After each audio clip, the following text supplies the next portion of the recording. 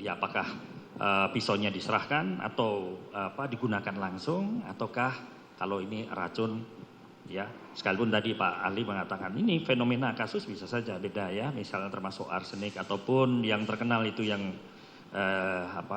kopi sianida itu.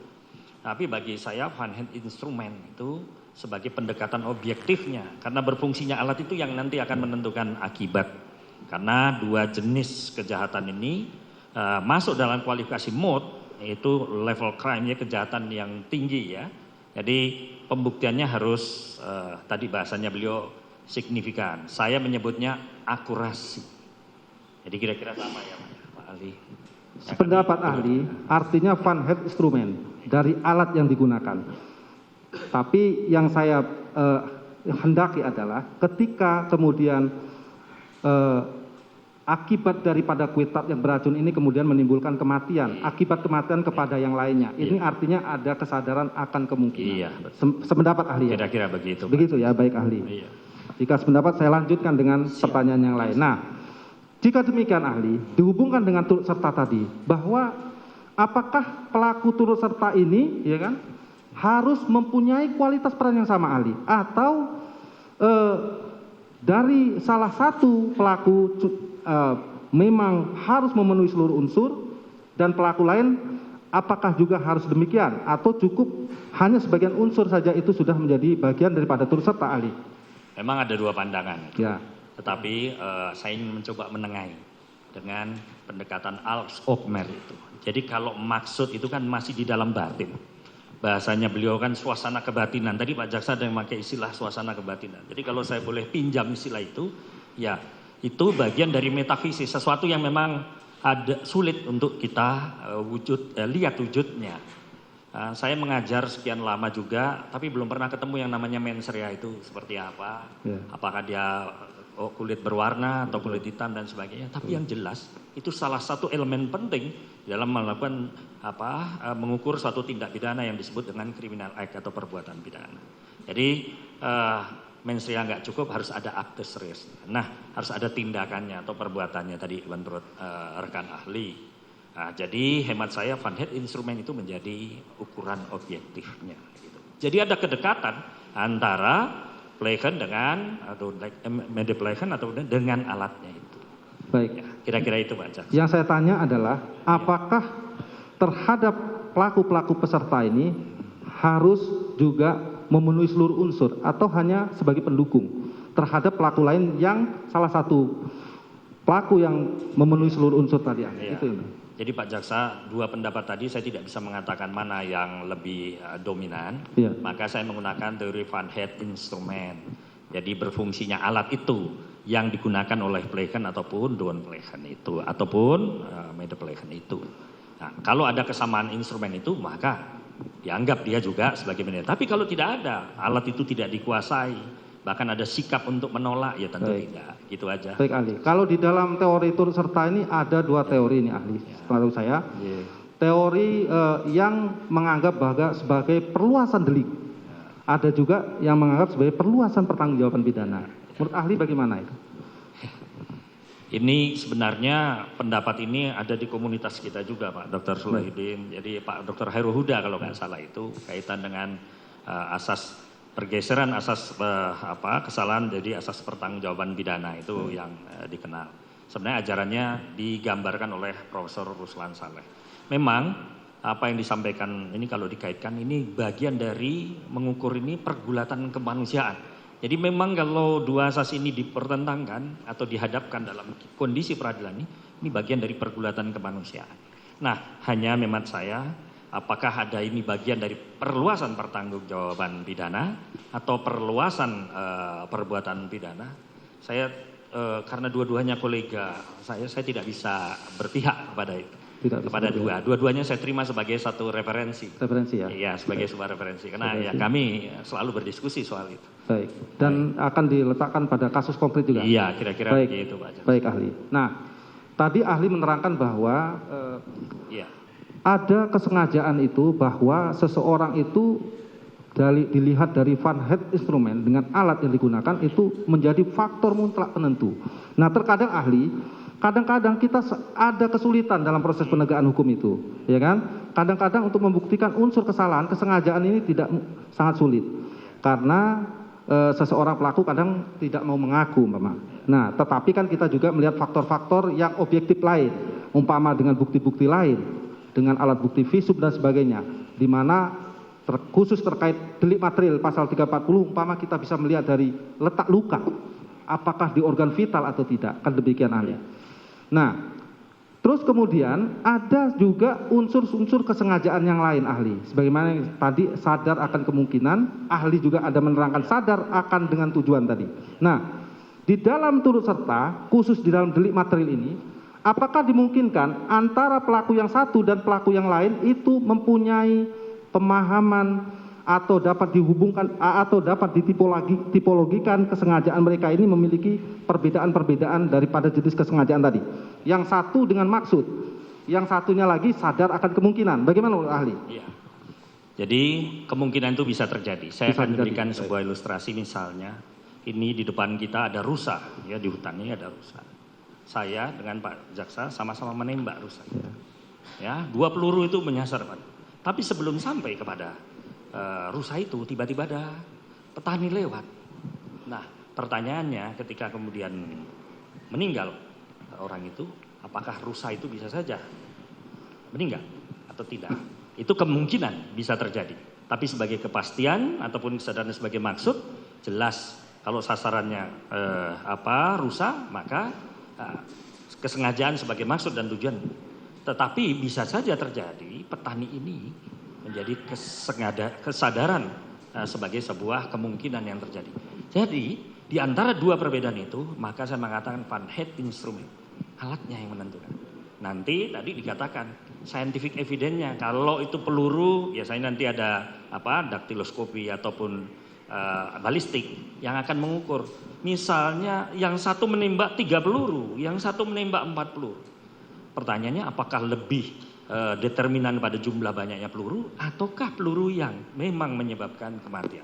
Karena jenis kematian itu ada yang bersifat klinis, ada yang bersifat pakai kardiovaskuler, yaitu misalnya jantungnya berhenti atau sesuatu yang menyentuh sasaran yang mematikan. Kira-kira itu Pak Jaksa ilustrasinya. Jadi dari apa yang pandangan ahli tadi, apabila di dalam kejahatan delik material 340 atau 338 dilakukan oleh 2 orang lebih pelaku sebagai turut serta, dimungkinkan ya, artinya unsur kesengajaan antara masing-masing pelaku memiliki tipologi yang berbeda. Betul. Ada yang dengan maksud, ada yang sadar kemungkinan.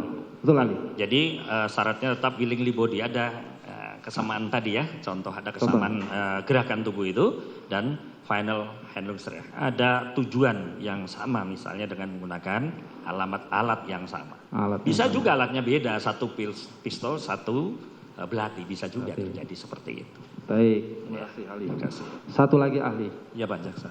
Terkait dengan pasal 338 dan 340, ini selain di tipologi sebagai delik material, tentunya saya pernah mendengar istilah delik komisionis, omisionis, dan komisionis omisionim per omisa. Nah, ini salah satu kami ingin mendapat pandangan dari ahli. Nah, untuk pasal 338 dan 340 ini apakah termasuk sebagai delik komisionis atau omisionis atau delik komisionis per omisionim komisa, ahli? Bagaimana ahli? Jadi sebenarnya banyak sekali pemahaman delik itu, bahkan premeditatus ya, kemudian dolus malus ya kan, itu cukup banyak. Tetapi yang esensial dari itu, yang jelas ini masuk jenis delik kesengajaan sebagai maksud. Konteks maksud ya pasti pada kalau tadi saya katakan willingly body, harus ada tindakan atau perbuatan tertentu yang mewujudkan atau paling tidak ya secara berjarak itu mewujudkan delik. Kira-kira itu Mas. Baik, maksud saya seperti ahli. Memang saya sepakati bahwa adanya suatu kesengajaan harus umpama ditipologikan dengan maksud sebagai tujuan. Tapi maksud saya ada pemahaman pembagian terhadap delik itu, ada delik komisionis, ada delik omisionis, dan delik komisionis per omisionim komisa. untuk 338 ini masuk dalam pengertian delik yang mana, ahli? Kalau coba ahli jelaskan. Ya, saya rasa sebenarnya tidak ada perbedaan antara mode dengan doslah ya 338 dan 340 itu, karena di situ sebenarnya diliputi dengan unsur kesengajaan dua-duanya. Hanya perbedaannya ada Vorbedachte itu. Ya, ada yang direncanakan terlebih dahulu itu, unsur perencanaan lebih dahulu. Nah, konteks unsur perencanaan lebih dahulu menurut hemat saya itu yang saya katakan fungsi operatif. Jadi harus ada perwujudan dalam bentuk tindakan. Kalau itu intention bentuknya ya entah itu kumpul bersama, ya merumuskan bagaimana ini sasaran akan ditarget, kemudian kapan, tentu locus delictinya ditetapkan, tempus delictinya juga dibicarakan. Kira-kira seperti itu, karena ada kaitan dengan waktu. Walaupun sebagian ahli ada yang mengatakan waktu itu tidak menentukan, ada yang lama, ada yang sebentar, karena itu soal berpikir dengan jernih, ya. Jadi saya mengatakan baik 338 maupun 340 tidak ada perbedaan, hanya kecuali tentang unsur perencanaan itu. Nah, Samenspanning atau konspirasi yang sering dibahasakan sekarang, bahasa gaulnya itu akan tergambar sebenarnya sejak pada waktu rencana itu dibuat. Jadi antara intention dengan atau intention atau forenamen niat itu dengan persiapan dan tindakan pelaksanaan itu ada rangkaian. Perbuatan faktual. Nah, tergantung pada instrumen apa. Misalnya tadi membeli senjata, ya kapan ya membeli senjatanya dan di mana membeli senjatanya. Kalau pakai pendekatan yang panjang, condition qua non, bisa regres infinitum sampai peristiwa yang panjang, sampai tukang becak yang ada dekat rumah pun bisa disangkut itu. Tetapi kan kemudian Treger mengatakan condition qua non ini harus relevan, harus pada fakta-fakta yang menimbulkan akibat, ya sampai kepada pendekatan yang adekuat itu, ya. Jadi kira-kira itu Pak Jaksa, menurut hemat saya. Artinya saya belum mendapat jawaban yang sesuai dengan yang saya inginkan ahli. Mungkin seperti ini saya ingin sedikit gambarkan ahli. Mungkin ahli belum memahami apa yang saya tanya. Jadi mungkin saya langsung jelaskan ini ahli. Jadi ada pembagian delik itu delik komisionis, artinya melakukan perbuatan yang dilarang oleh undang-undang. Ya kan? Terus ada delik omisionis, pembiaran. Artinya pelanggaran, ya kan, pembiaran, pelanggaran terhadap yang dilarang oleh undang-undang. Terus ada juga delik komisionis per omissionem commissa.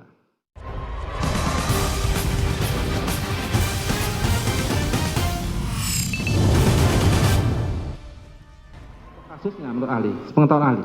Ya, sebenarnya kalau saya mau mengatakan dalam konteks beberapa jurisprudensi kasus lebih pada kriminal, kayak perbuatan-perbuatan pidana yang dihukum. Kira-kira itu, Pak Jaksa. Jadi memang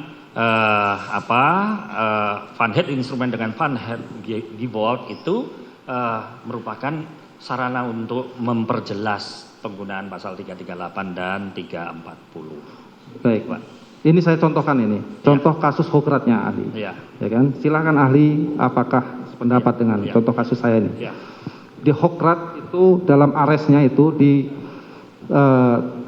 tanggal 17 Januari tahun 1921, ya, itu ada kasus seorang ibu, ya kan, yang tidak menyusui dan memelihara anaknya kemudian sampai mati, ya kan? Terus kemudian ini diterapkan sebagai pelaku pembunuhan.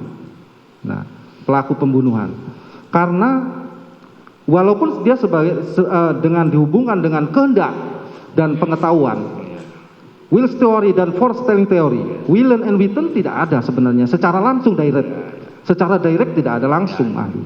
Tetapi karena dia tidak berbuat.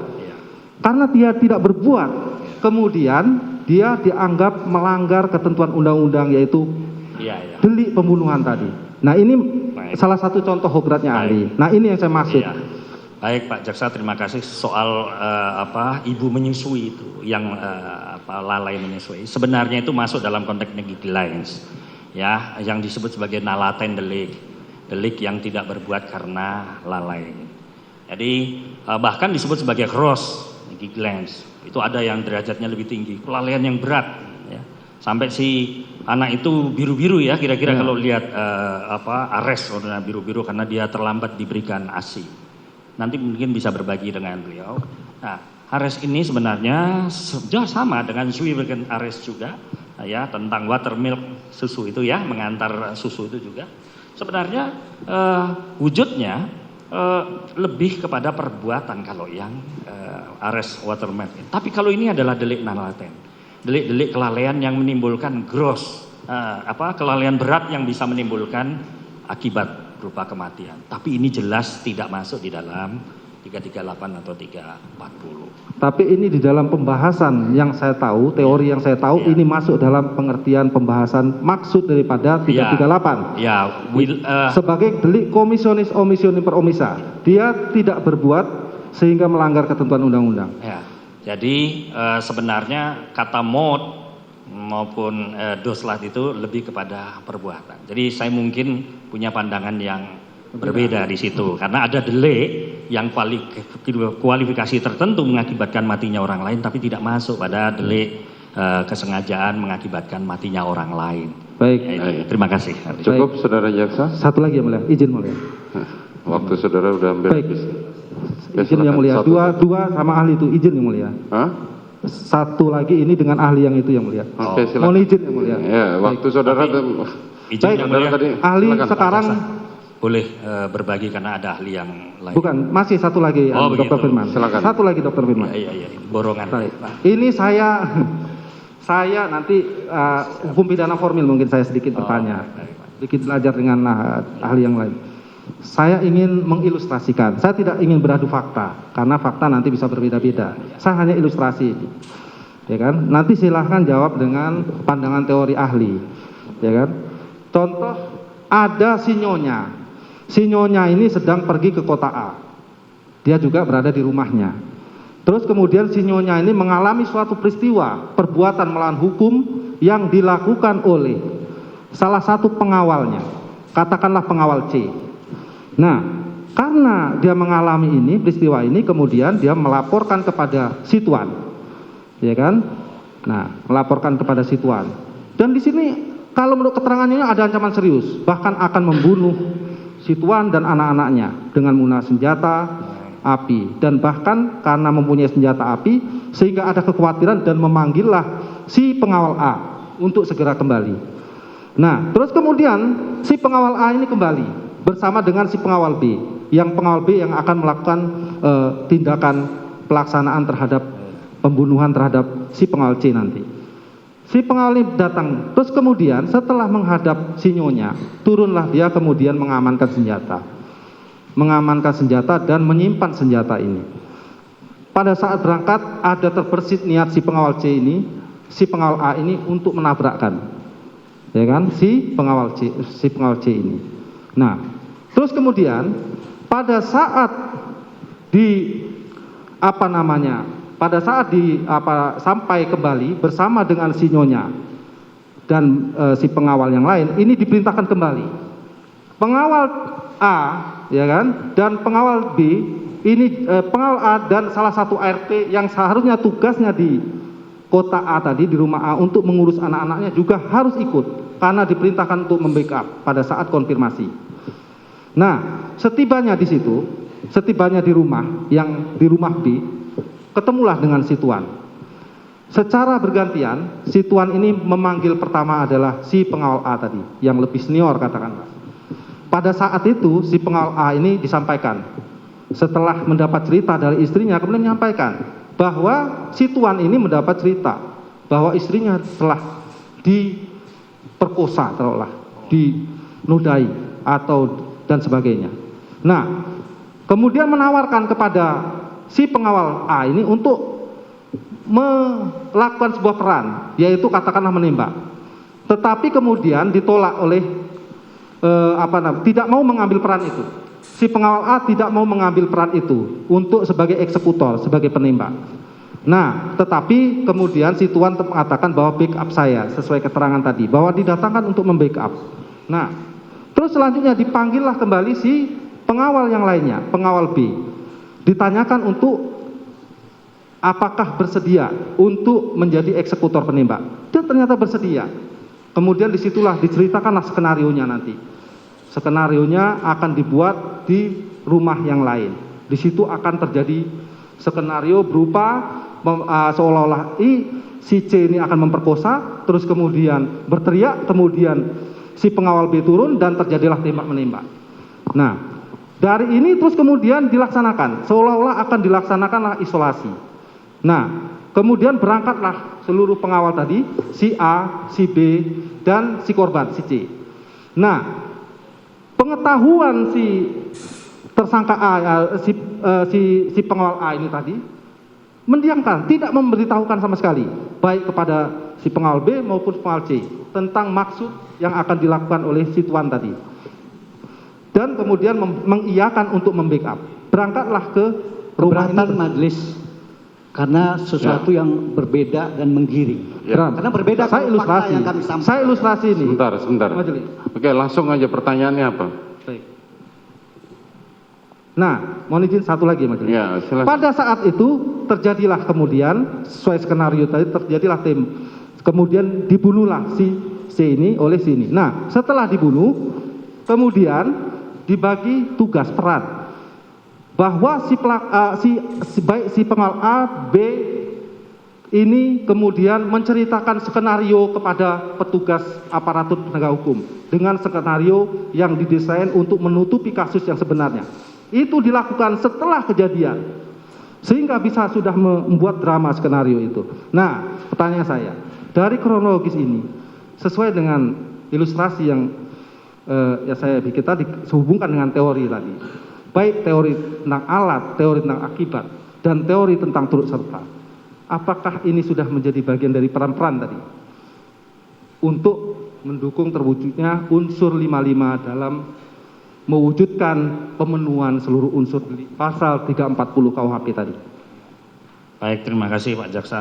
Panjang juga ilustrasinya. Baik. Iya, saya berusaha mengingat. Walaupun nanti saya harus berbagi peran dengan Pak Ahli, Pak Dr. Sulahuddin yang tadi juga mengilustrasikan itu. Intinya Pak, participating crime itu, kalau yang Bapak artikan itu kan, keterlibatan dalam proses tindak pidana itu, memang pada akhirnya tentu harus diwujudkan atau harus dibuktikan. Ya kan? Ada dua memang model pembuktian, alat bukti yang digunakan. Ada yang direct evidence, ya, ada yang indirect evidence. Direct evidence ya bisa diwujudkan dalam bentuk ya real evidence, misalnya apa alat buktinya, ya. Nah, tadi Bapak sebutkan rangkaian dari peristiwa, ya kan, dari satu tempat ke tempat yang lain, ya. Tentu ini soal tempus delicti dan locus delicti.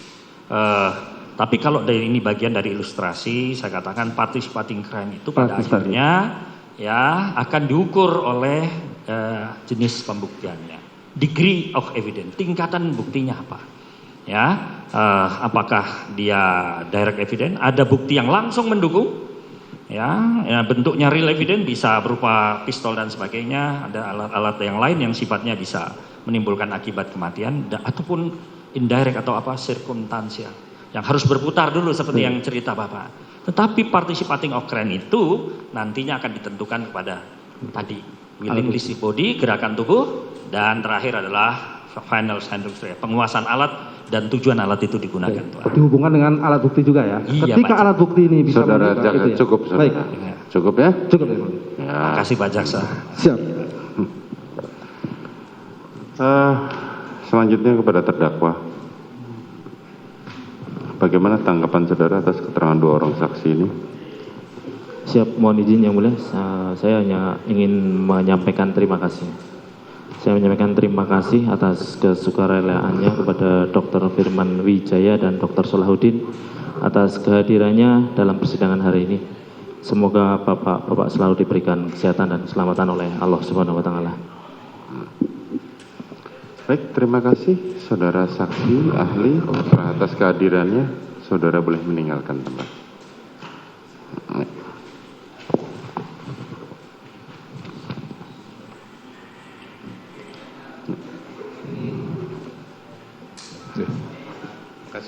Terima kasih Pak. Selanjutnya terdakwa. Mohon izin silakan. majelis.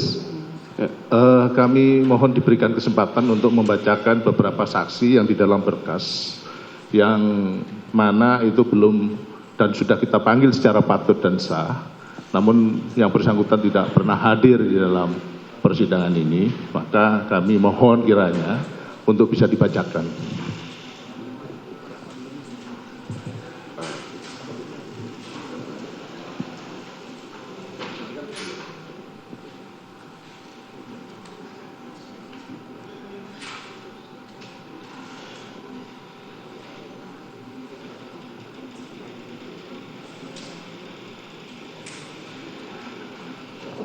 Boleh kita lihat dulu panggilannya, relas panggilannya.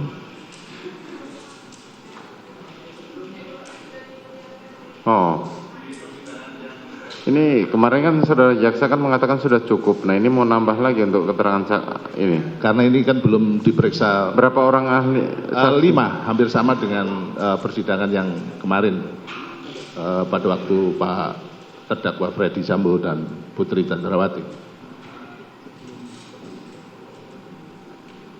Nanti kita bacakan sebelum pemeriksaan terdakwa saja. Ya, silakan terdakwa untuk pindah ke tempat sini.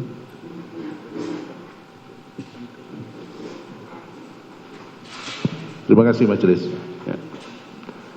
Selanjutnya penasihat hukum untuk hadir di tempat kejadian perkara kita libatkan. Sudah diberitahu semua ya penasihat hukum para terdakwa ya. Kita akan mulai persidangan selanjutnya adalah jam 2 dan terdakwa diperintahkan untuk kembali ke dalam karena saudara tidak ikut untuk dalam pemeriksaan setempat. Ya, silakan.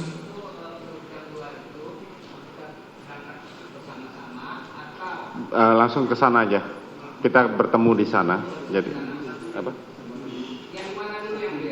Kita ke Saguling dulu, saudara jaksa penuntut umum ya. Semuanya tolong dikumpulkan ke sana. Siap. Jadi nanti mungkin kita batasin karena ruangan itu juga tidak terlalu lebar seperti ruangan pengadilan. Jadi untuk jaksa adalah 3 orang, masing-masing penasihat hukum 2 orang. Begitu ya? Kan. Kita tutup di sini, kita hanya di sana hanya melihat lokasi. Jadi tidak ada pemeriksaan saksi maupun keterangan yang lain. Kita hanya melihat sebagaimana permintaan dari penasihat hukum saudara Ferdy Sambo dan Putri Candrawati. Ya. Jadi kita hanya melihat ke Saguling, kemudian kita ke Duren 3. Gitu ya. Baik, saudara terdakwa, saudara diperintahkan untuk masuk kembali dan sidang akan dilanjutkan pada pembacaan saksi yang belum hadir serta pemeriksaan terhadap diri saudara selaku terdakwa pada hari Senin besok. Ya. Jadi hari Senin besok adalah agendanya pemeriksaan terhadap saudara Riki dan saudara Kuat Ma'ruf. Sidang perkara nomor 799 Pit B atas nama terdakwa Riki Rizal Wibowo dinyatakan ditutup.